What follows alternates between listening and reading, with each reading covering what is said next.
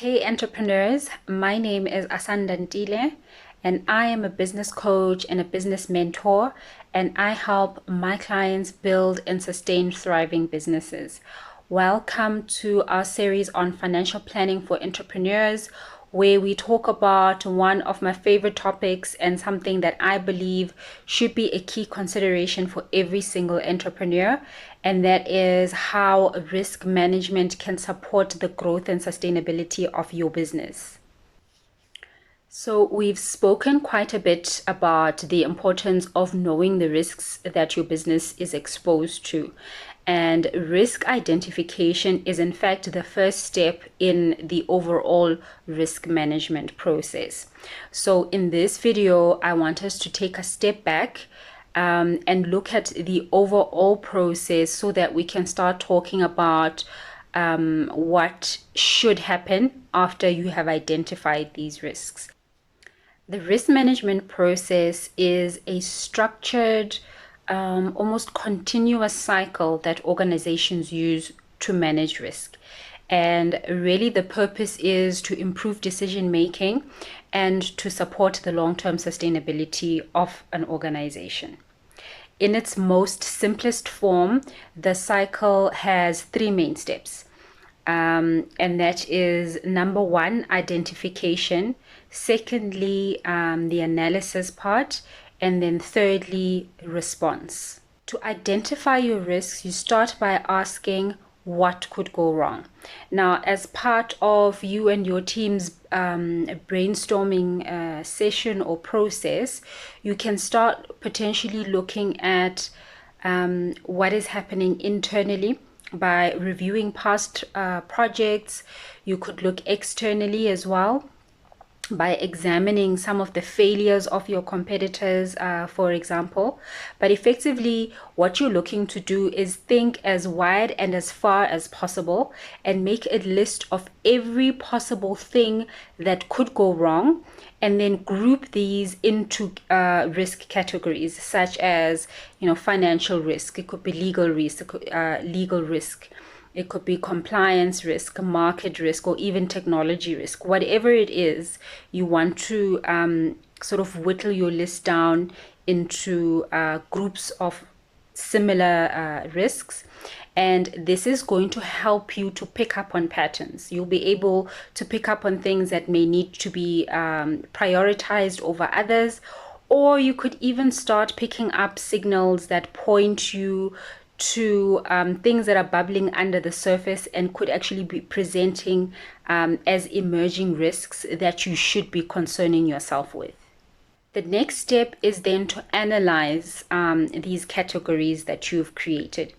This means that for each and every single risk that is on your list, you need to estimate the likelihood of the risk event happening. And if the risk event did in fact happen, you then need to look at, or at least estimate, the impact that that would have on your business. So practically, you could use, some kind of rating scale. So you can rate your risks as low, medium, or high, and that can be applied to both likelihood as well as impact. You could plot these on a risk matrix, and that would immediately give you a visual representation of what it is that is coming at you. You'll be able to pick up on risks that are high impact as well as high likelihood, and therefore require immediate action from your organization. Once you've analyzed your risks, you can then start to craft a response strategy, and this is where things can start to get interesting. And in this third and final step, you basically have four options.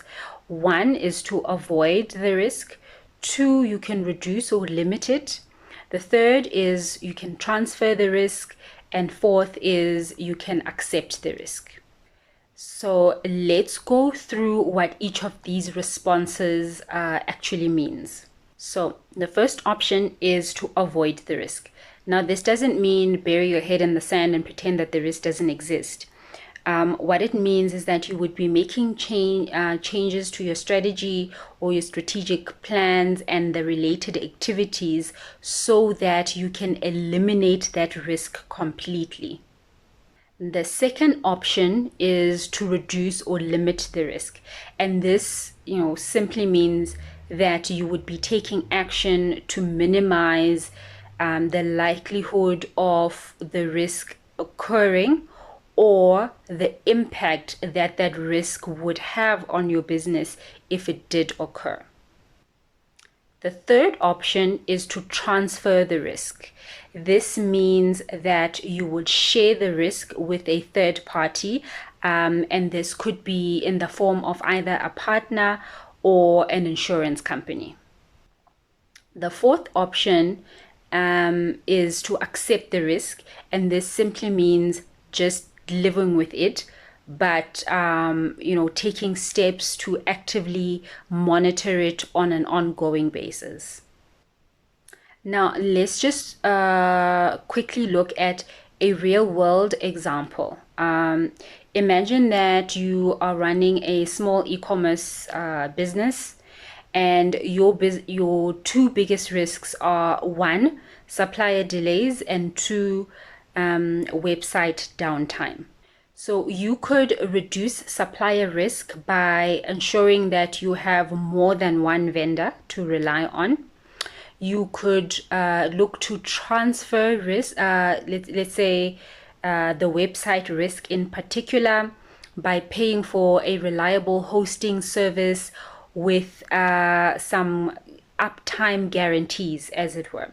And lastly, when it comes to risk acceptance, you could accept minor fluctuations in delivery times as part of doing business. But I think here you then have to decide what those levels of acceptable are when it comes to that acceptance. Remember this though, that when it comes to managing business risk, your goal should never be complete and total elimination. And why is that? It is almost impossible. There is no business without risk. So as an entrepreneur, I think the thing here is you shouldn't be fearing risk. The smart thing to do is to manage it as best as you can with the resources that you have available at your disposal. What's worth mentioning is that as part of the second step, which is the analysis of risk, a key element of that step is what I like to term risk prioritization.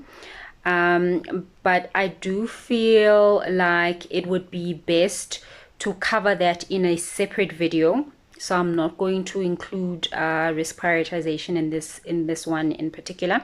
So I think it is best that I leave it here for this video and for today. So if you found the video helpful, then please hit the like button and share it within your entrepreneurial community. And while you're at it, go ahead and subscribe to our channel so that you can never miss out on the insights that we are going to be providing for you on this journey as you grow your business and work towards ensuring its sustainability. Until next time, keep building and keep thriving.